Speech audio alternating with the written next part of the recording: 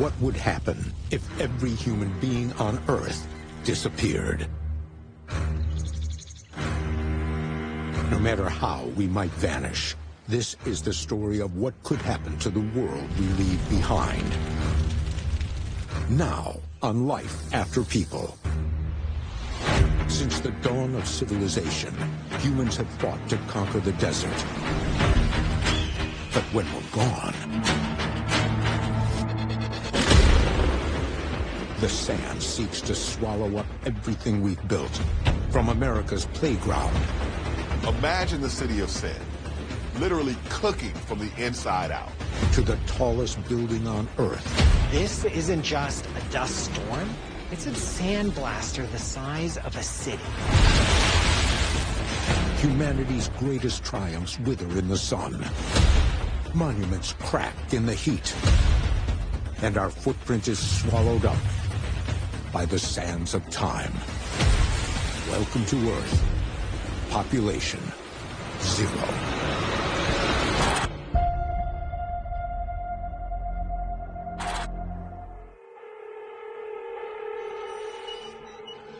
Across the globe, farmland sits silent. There's no planting, no harvest.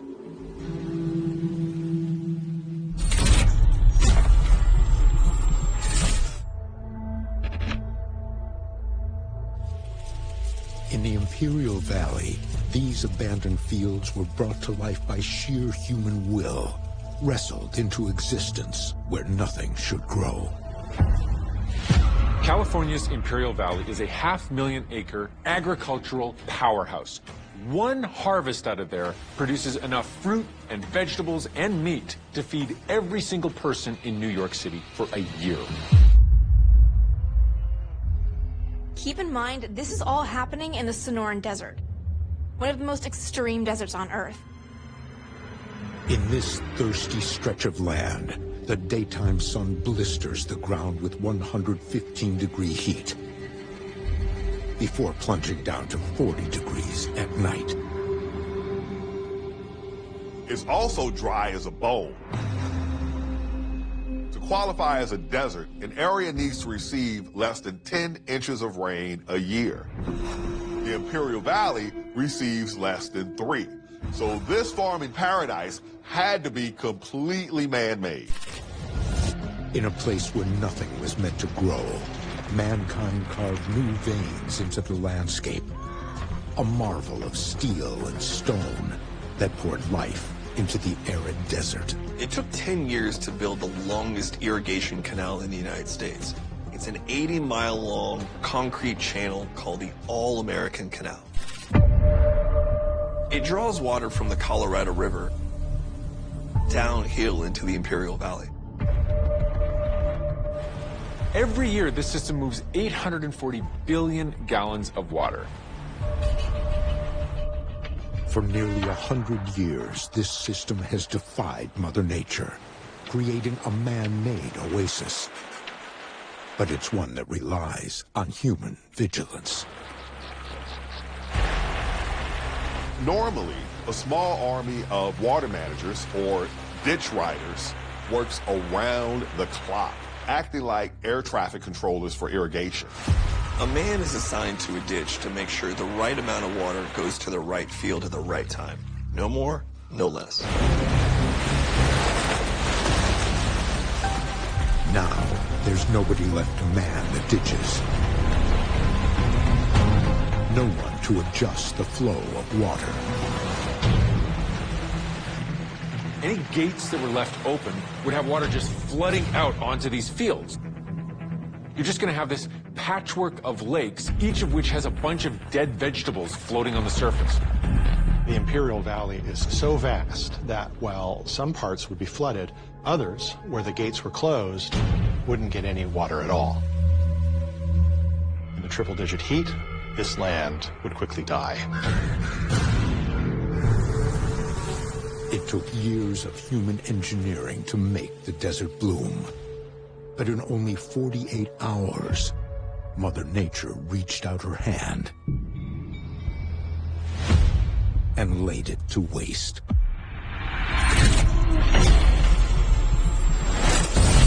300 miles north, deep in the scorched heart of the Mojave Desert, lies Las Vegas. The casinos are empty now. No dealers at the tables, no gamblers at the slots. But it still burns bright, a neon mirage flickering against the emptiness. The Las Vegas Strip is a 4.2-mile stretch of just absolutely pure spectacle. It's hotels, it's casinos, and more than 10,000 miles of neon tubing and 12 million lights. The city itself outshines entire countries in electricity consumption, guzzling over 8,000 megawatts of energy a day. That's the same rate as a Paraguay or Iceland. Beneath the stillness of the glittering city, something hums.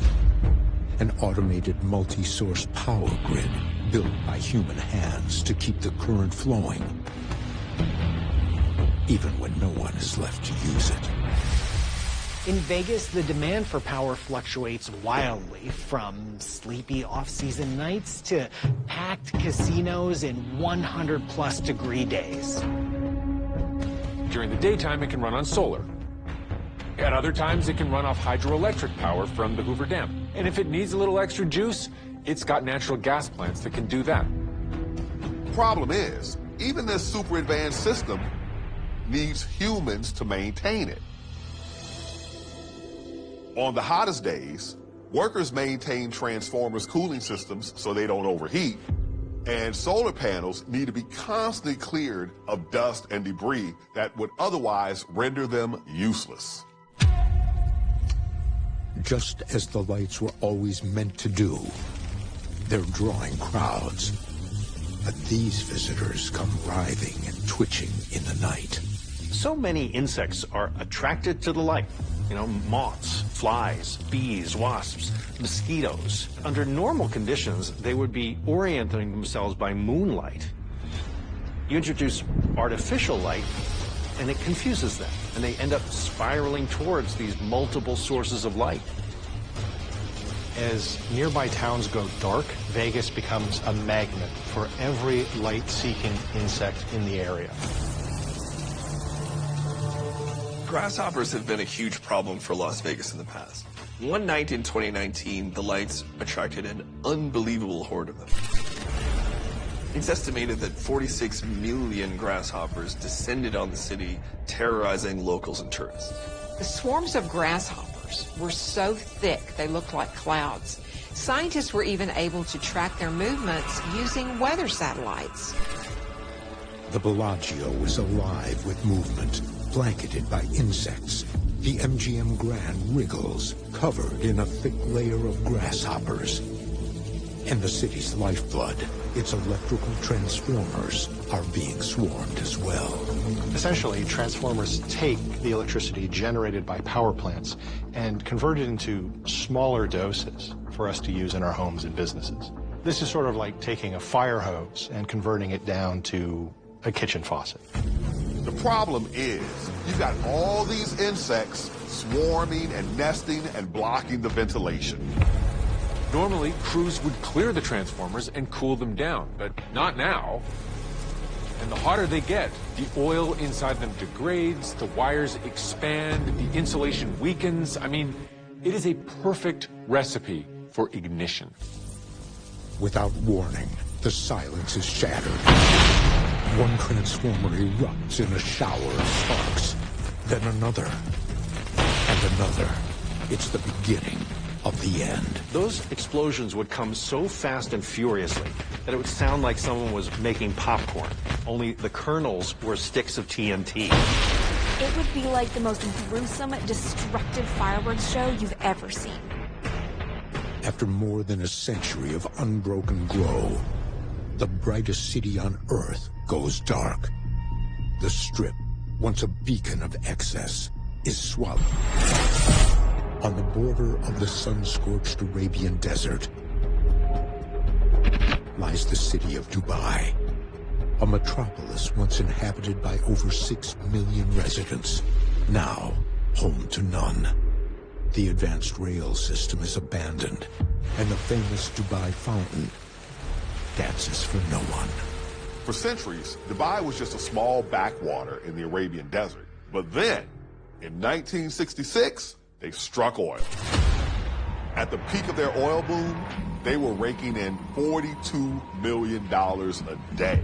And they invested all of that into becoming a major economic player. Dubai went from a small fishing village to the second largest city in the Middle East. They built the biggest port in the region and became a crucial shipping hub, handling 10% of the world's cargo containers. They built beaches and even man-made islands to encourage tourism. They built 100,000 hotel rooms for visitors to stay in. 2 weeks after people, there's no one to refuel the natural gas-powered turbines that supply electricity to Dubai, and they spin their last, blanketing its vast malls and artificial islands in haunting silence. But in the heart of the city, one building still hums with life. Deep inside, backup generators whisper, a faint mechanical heartbeat in a world gone still. It's a towering pillar of glass and steel, raised up by human hands in the face of nature's harshest elements. It's the tallest building on the planet, the Burj Khalifa. Dubai wanted an iconic landmark to put it on the map, so to speak, to compete with cities like New York City and London. So they went with a tower that stretches 2,716 feet into the sky with 160 floors. It's about 2 times as tall as the Empire State Building. The environment in Dubai is punishing. Temperatures can get to over 125 degrees Fahrenheit. And on top of that, you've got these incredibly strong winds and sometimes sandstorms. The tower was boldly built to withstand the desert. A shining beacon of human ingenuity. But beneath it, in the dry, blistering heat, danger lies hidden beneath the sand. The Burj Khalifa is just 2.5 miles from the Persian Gulf. That means salt water, and that salt water is constantly seeping into the ground underneath Dubai. The building stands on the shoulders of 192 concrete piles driven deep into the earth. As water seeps in, the soil swells and pushes against them, probing as if looking for a weakness. To protect itself, the Burj has a massive pumping system designed to deal with groundwater. It can remove up to 20 Olympic-sized swimming pools of water in a single year.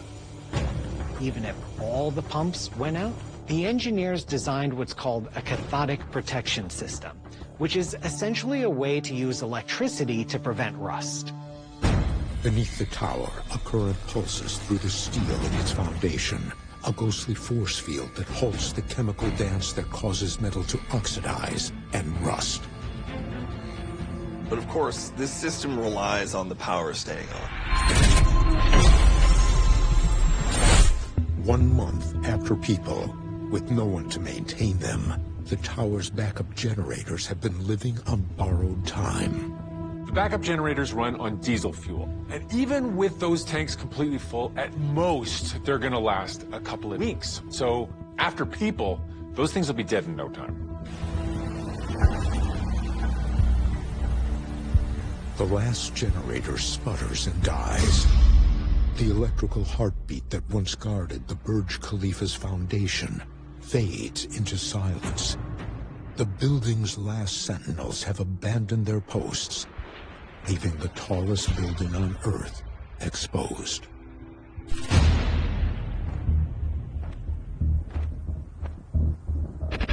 In California, 4 weeks without people, and the Imperial Valley is being reclaimed by the desert. Fields withering, choking beneath a pitiless sun. Nearby lies the Salton Sea, once another man-made oasis in the sweltering sands. Now, the biggest lake in California sits abandoned, derelict, and baking in the heat. The The Salton Sea, it was essentially made by accident. Back in the early 1900s, engineers were trying to divert water from the Colorado River into the Imperial Valley when a retaining wall on one of the irrigation canals collapsed. That caused water to divert and go into this natural depression in the Sonoran Valley called the Salton Sink. The area flooded for an entire year, and by the time it stopped, the entire sink was full of water. It was transformed into a lake about the size of the city of San Diego. By the 1950s, the Salton Sea became a hotspot for activities like fishing, boating, and other water sports. So the water was continually diverted there to keep the water level high. But as the population of Southern California grew, cities like San Diego needed more water. So less was diverted, and eventually the Salton Sea started drying up. As the water receded and the salt levels spiked, fish began dying off in huge numbers. At that point, the only water being input was agricultural runoff, filled with fertilizers, pesticides, and toxins. The sea effectively became a lake of poison. With the Imperial Valley drying up and no water runoff flowing into the Salton Sea, it's evaporating fast. And all it leaves behind are salt, sludge, and something far more dangerous, waiting to rise with the wind. As the water recedes, chemicals used in farming over the years have built up in that dust. Chemicals like DDT and arsenic. And so as that dry lake bed gets stirred up by the winds, that dust rises up, and so do the chemicals. And they're all spread over the entire area. And you might think, after people, those chemicals wouldn't matter, but they do because those chemicals are also corrosive. And for animals, it's even worse, damaging the lungs and kidneys, irritating skin, and even messing with fertility. From the parched bed of the Salton Sea, toxic dust begins to rise. Now the Santa Ana winds awaken, screaming across the valley at 70 miles an hour. They twist the air into poisonous gusts. And when they pass, nothing they touch will be the same.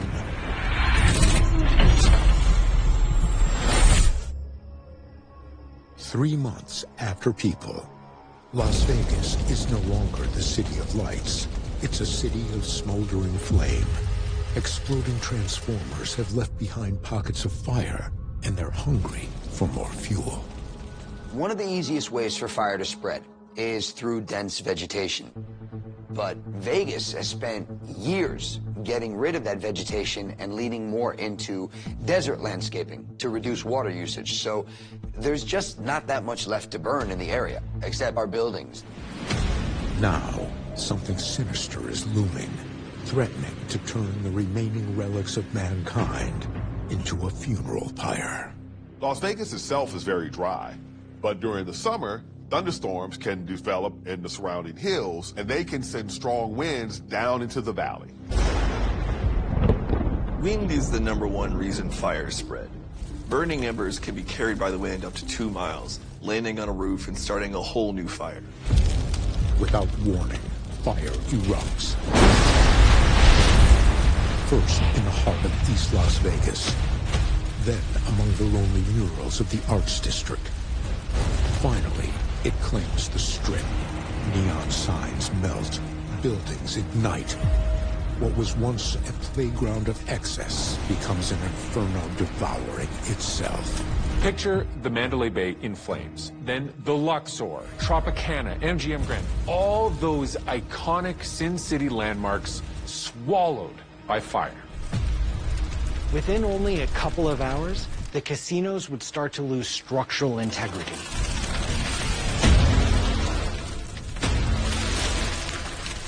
You'd see the roofs cave in, and the walls collapse. All the glitz and glamour just melt into charred rubble.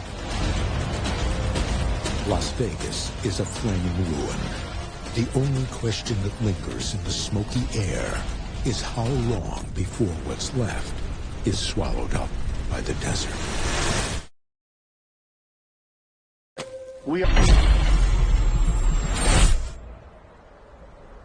5 years after people, the tallest tower ever built rises proudly from the desert sands below.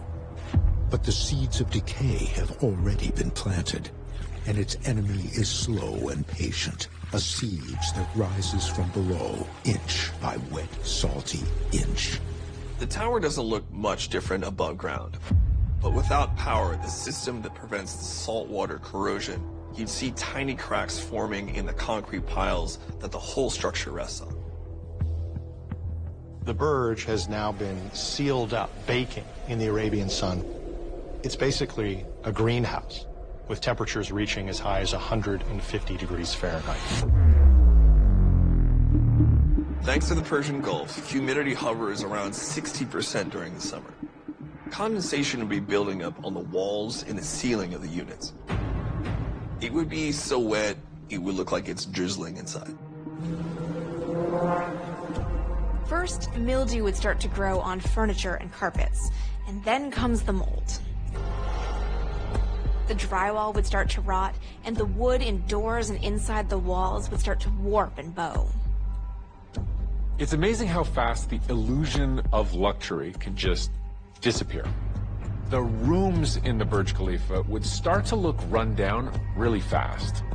Discolored, stinky, almost like the hallways and the rooms are melting.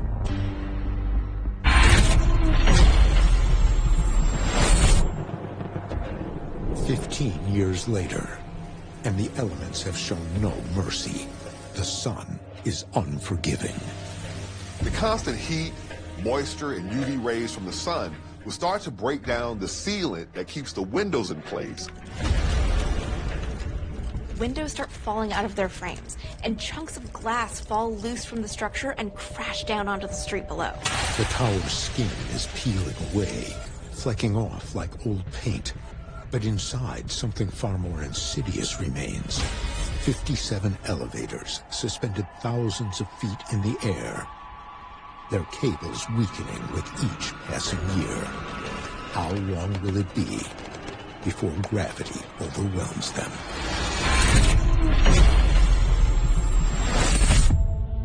In the Imperial Valley, what was once lush farmland is completely unrecognizable, reclaimed by the brutal Sonoran Desert. All those once thriving crops are long gone, and the Salton Sea has completely disappeared. The dry lake bed is now exposed. Dangerous heavy elements like selenium and arsenic, and even traces of DDT, are kicked up by the wind into a dust cloud, and this poisonous cloud spreads across the landscape. The strong desert winds and Santa Anas will carry this arsenic-laced dust all across Southern California. That we're talking thousands of tons of poison. The fallout will carry on for decades. The cloud of death drifts westward, hunting its next target. A desolate, arid city, its bones already being picked clean by the elements. Los Angeles. LA isn't technically a desert. It's more like a dry Mediterranean climate. But 25 years after people, it will be well on its way to becoming one. This is a city that knows very well the dangers of life in a hot, dry climate. And without the vigilance of its citizens, most notably firefighters, LA would be in rough shape. But high on its hill, an LA icon still overlooks the sand-choked city. Thanks to a steel makeover in 1978, the Hollywood sign is still standing. Steel melts at about 2,500 degrees Fahrenheit, which is much hotter than most wildfires. So while Los Angeles crumbles, the sign remains, a lonely testament to the dreams Hollywood left behind. Over time, nature would take over. Hardy desert plants would creep in, topsoil would erode, and the city would start to resemble the arid landscapes of the Mojave. The only sort of twisted good news would be that the threat of fire would fade as the most flammable material would be slowly buried under the desert sand. The The city's freeways sprawl across the land like a spider web, cracked, sun-bleached, and littered with the husks of abandoned cars.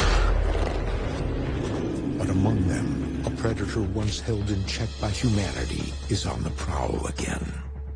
LA's 528-mile freeway system may keep cars moving, but it also traps mountain lions, cutting them off from habitats and mates.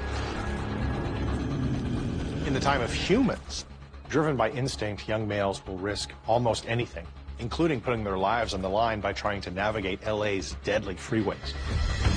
But after people, the engines are silent, the lanes are empty, and for the first time in more than a century, nothing stands in their way. The mountain lions are now roaming free, expanding their territory, finding mates, and strengthening their gene pool to secure their species' future. But just as these kings of the canyon reclaim LA's streets,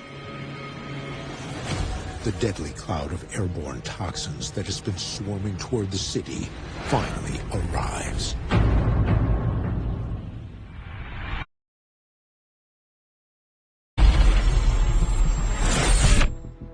"25 years after People, once a dream factory, Los Angeles is now a nightmare. Its streets are buried beneath scorching sands and prowled by hungry mountain lions.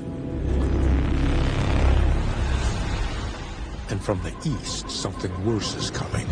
A toxic cloud rising from the corpse of the Salton Sea.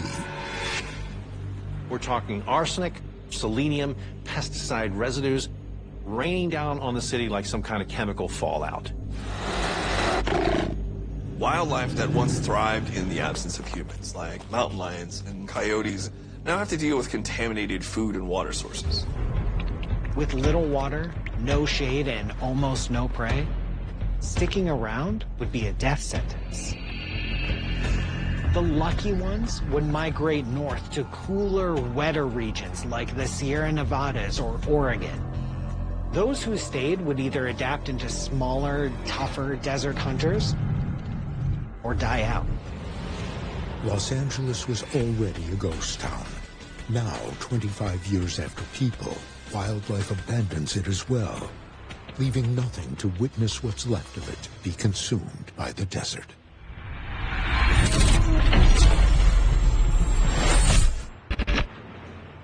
In Dubai, the tallest structure ever built still pierces the clouds, but it's being slowly, methodically undermined by decay. And now, a new threat rises, and an invasion takes root. Back in the 1970s, the UAE imported mesquite trees from Central America, hoping to green up the desert around Dubai. On paper, it sounded like a brilliant idea. These trees grow insanely fast, they provide tons of shade, and they handle salty water like champs. But nobody realized the monster they were unleashing. Roots spread up to 3 feet in each direction, hogging nutrition. And nothing survives under its shady canopy because it releases chemicals that suppress other plants' growth. A small army of groundskeepers once kept the trees at bay, but after People, they spread like a virus. Roots cracking pavement, branches clawing at stone, smothering the base of the tower.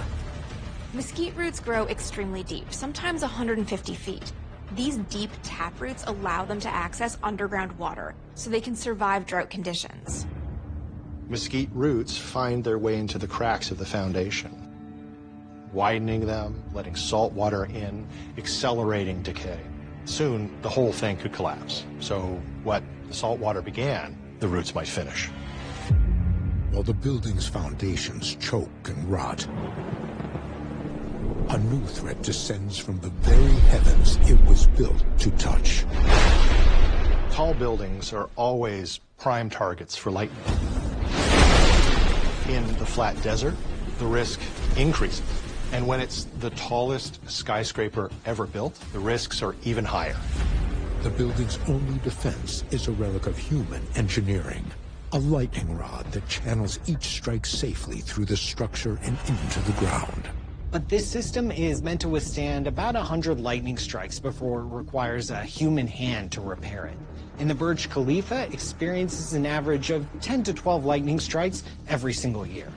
Without people to maintain it, the rod is little more than a decoration. 30 years after people, it won't take a natural disaster to breach it. Just a run-of-the-mill thunderstorm. Considering that a typical lightning strike is about 300 million volts of electricity, that's enough to jumpstart about 25 million dead car batteries. You don't want that kind of violent energy anywhere near your skyscraper. A lightning strike won't just hit, it will spread. The bolt jumps through the smaller metal supports into the weaker parts of the building. And when that much voltage hits fragile glass, boom.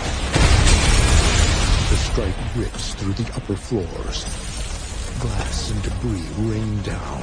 Flames erupt, spreading fast. The tower is burning. With no fire suppression systems working, even a small blaze could spread quickly. Down ventilation ducts and empty hallways until the entire building was engulfed in flame. A burning beacon on the empty skyline. The crown jewel of human construction is rotting from the ground up and burning from the top down. The question isn't whether or not it'll survive. It's what will finally bring it down.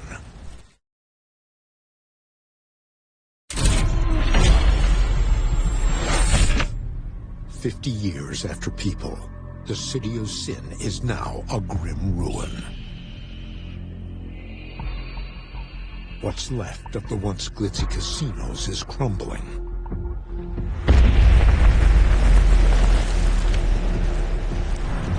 The concrete giving way to relentless heat and time. Any protective sealant that used to reflect heat, that is long since worn off. And so now you've got these hot Las Vegas days, these cold Las Vegas nights, and that is a perfect recipe for severe thermal cracking. Thermal cracking is when the concrete heats up 10 degrees or more above the surrounding air, it starts to stress and crack. And the bigger the temperature difference, the worse it gets. Unlike the ancient ruins it was built to evoke, Caesar's palace is cracked, broken, and crumbling into dust.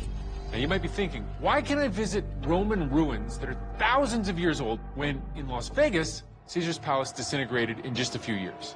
Well, the reason is something called quicklime. Quicklime is made by heating limestone until it becomes a chalky powder. And then when you mix the powder with water, it forms a super sticky glue that can hold rocks together for centuries. The best thing about it, though, is that you're going to get cracks that form over time. But once they do, water gets inside the crack. That causes the chemical reaction to get triggered again, and you end up with this magical, self-healing concrete. Even better, the mixture pulls carbon from the air, turning it back into stone. So not only does it fix itself, it makes itself stronger. It's crazy. Ancient Roman concrete actually got stronger over time, whereas everything we use today breaks down under heat, water, and stress, leading to cracks, erosion, and eventually a total collapse. The desert is overwhelming what's left of the Strip. The stratosphere, Mandalay Bay, Luxor, and Bellagio are already among its victims. But it's got far bigger ambitions.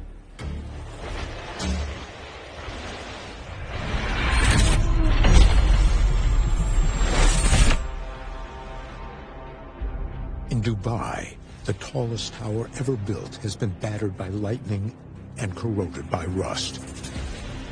It still stands, the last great relic of a vanished civilization.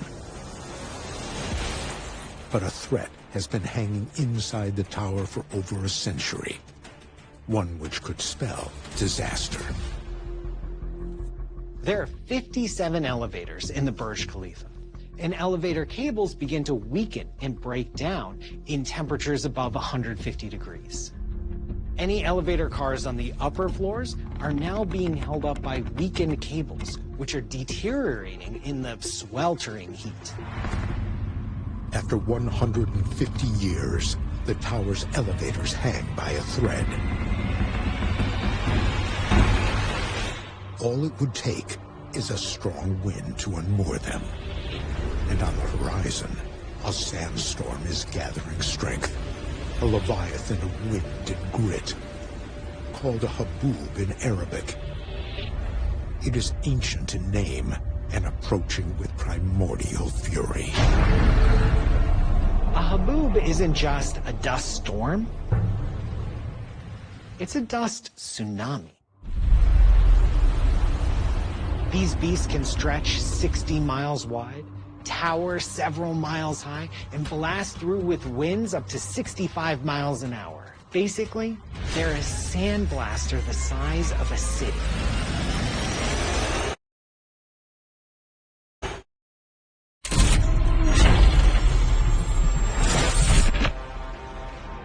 The Burj Khalifa has stood for a century and a half since the time of people.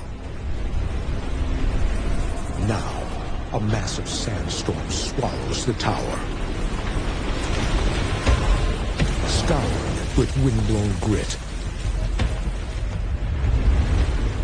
Inside, elevators long forgotten and corroded begin to snap one by one.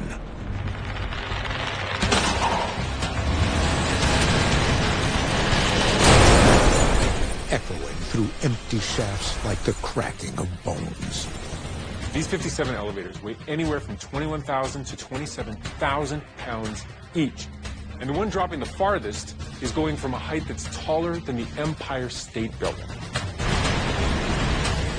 The elevators would hit the foundation at the speed of over 200 miles per hour. With each elevator striking the base with a force of over 800,000 jackhammers. With this final blow to its foundation, the tower collapses and is swallowed up by the desert.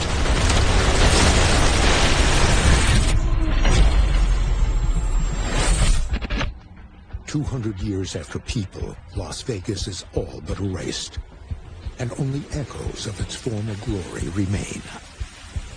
The once glitzy strip would be a weed-choked wasteland. The remnants of the neon signs would be poking through the sands. Maybe you'd still see the husk of Caesar's palace, its Roman columns toppled like some lost civilization. But one relic endures, steadfast. A monument to what once was. Leo, the MGM mascot. 45 feet tall and weighing 50 tons. Still standing, looking over the glittering empire that was. Bronze is basically nature's tank. Unlike iron that degrades over time when it's exposed to the elements, bronze does something different. It makes its own armor. It produces something called patina. A patina actually protects it, sealing it off from further damage. So while steel crumbles and wood rots, that bronze lion will just sit there happily for thousands of years. Across the globe, mankind's footprints are being swallowed up by the sands of time. The Sahara Desert is already massive. It's about the size of the contiguous United States. But here's the real kicker. Since 1920, it's been growing by an area the size of Delaware every single year. And it shows no sign of slowing down. The Sahara alone has swallowed over 220,000 square miles, an area the size of France, completely consumed by sand. And cities like Los Angeles are full-fledged wastelands of dust and dunes. LA by now would endure months of 95-degree-plus days every year. Rainfall would have plummeted by up to 80%, turning the city into a desert. It'd be absolute devastation, straight out of a Hollywood apocalypse. Skylines crumbling under the shifting sands. LA would be a ghost of itself. For millennia, humanity battled the desert, chiseling cities from dust and forcing life where it wasn't meant to exist. But in just a few centuries, the wind erases the lines we drew, and the sand reclaims almost everything we left behind. Something that we have to remember is just how many resources and how much human upkeep actually goes into protecting these structures that we've built in dry desert climates that maybe we should not have been building in the first place. Humans rolled the dice on the desert, reshaped it, and forced it to bend to our will. But without us, well, the house always wins. Mother Nature takes it all back.